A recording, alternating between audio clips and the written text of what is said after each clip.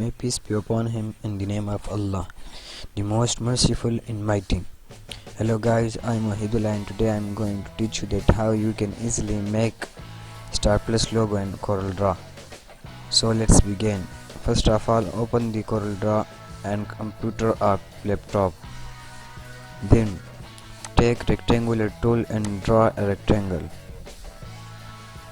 Then type there 1 inch and also there 1 inch.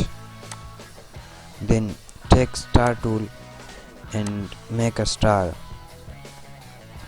Select it and go to arranger and click on convert to curves. Then take shape tool and double click on this area. Then drag it and there. Select it and decrease the size of star. Then take knife tool and draw and click on one click there and one click there. Then take pickup tool and drag the star there.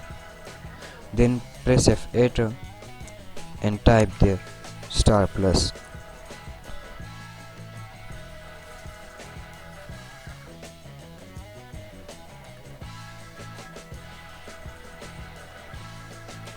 Then increase the size of text.